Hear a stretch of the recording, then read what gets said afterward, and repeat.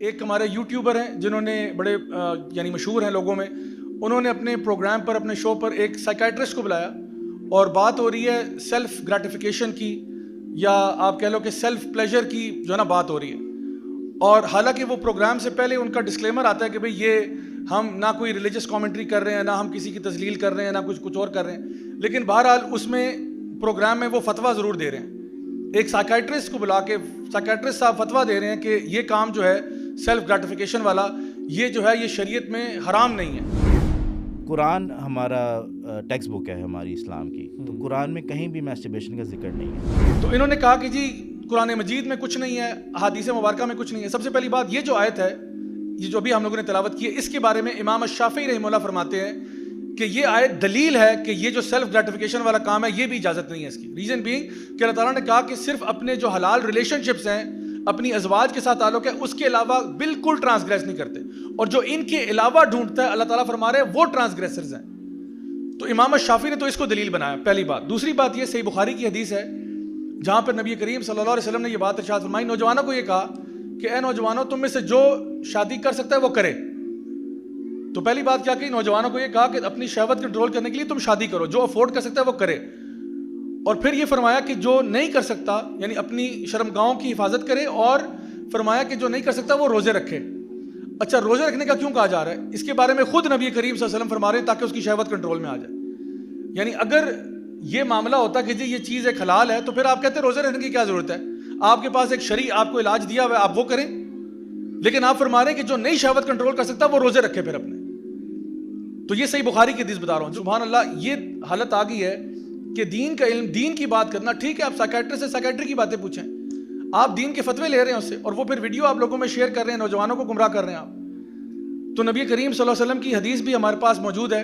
تو یہ جو سائیکائٹرسٹ موصوف تھے، یہ آپ ڈاکٹر ذاکر نائک کا سہارا لے رہے تھے. ویڈیو میں کہتے ہیں نہیں ڈاکٹر ذاکر نائک نے کہا، حالانکہ ڈاکٹر ذاکر نائک اگر آپ وہ ویڈیو دیکھیں، پہلی بات تو یہ وہ خود ایڈمٹ کر رہے ہیں کہ جمہور علماء کی میجورٹی کی رائے یہی ہے کہ یہ حرام چیز ہے. اور اگر یہاں پہ انہوں نے کوئی اپنی رائے پیش بھی کر دی ہے تو جان لے کہ علماء آلریڈی ڈاکٹر ذاکر نائک کو اس کے اوپر تنبیہ کر چکے ہیں. ڈاکٹر ذاکر نائک کی خدمات دین کے لیے بے شمار ہیں، اور الحمدللہ ان کا کام بہت زبردست ہے، بہت شاندار ہے.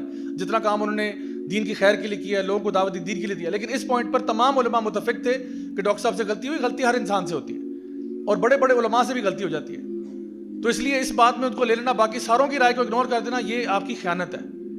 کہ جہاں پہ تمام علماء کی رائے آپ کے سامنے موجود ہے. اور ایک شخص تھا جو کہ پورن ایڈکٹ تھا، اور وہ اس ایڈکشن کی وجہ سے اس کی فیملی چلی گئی، اس کی مینٹل ہیلتھ کو جو ہے نا افیکٹ ہوا، اس کی فزیکل ہیلتھ کو افیکٹ ہوا، وہ جاب سے نکال دیا گیا، اس کو ہزاروں قسم کے پرابلمز ہوئے. اور پھر وہ اینڈ میں جا کے جب اس کو تھوڑی ایج میں بڑا ہوا، اس کو ریئلائز ہو رہا ہے، تقریباً وہ 30 سال کا ہو چکا تھا، اب اس کو ریئلائز ہو رہا ہے کہ مجھ سے کتنا بڑا بلنڈر ہوا ہے.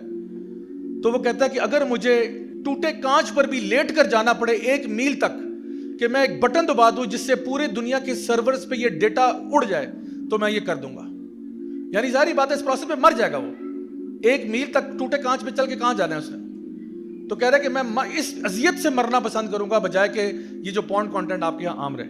اسی طرح سے میں آپ کو بتاؤں کہ میرے پاس کئی کاؤنسلنگ کیسز آتے رہتے ہیں، ہر وقت ڈفرینٹ لوگوں سے ڈیل کرتا رہتا ہوں.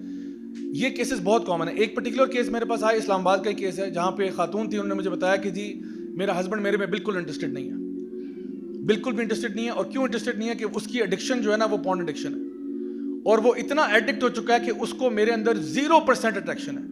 کیونکہ اس پورے معاملے کا اثر یہ ہے کہ آپ سٹارٹ کرتے ہو بڑے ہلکے کانٹینٹ کے ساتھ، پھر آپ بڑھتے جاتے ہو، اتنا زیادہ آپ ٹرانسگریس کر جاتے ہو، اتنا زیادہ آپ ڈیویشن پہ چلے جاتے ہو کہ جو امیجز اور چیزیں آپ نے دیکھ لی ہوتی ہیں، اب آپ کے لیے جو نارمل حلال ریلیشن شپ ہے وہ کوئی معنی نہیں رکھتا آپ کے لیے.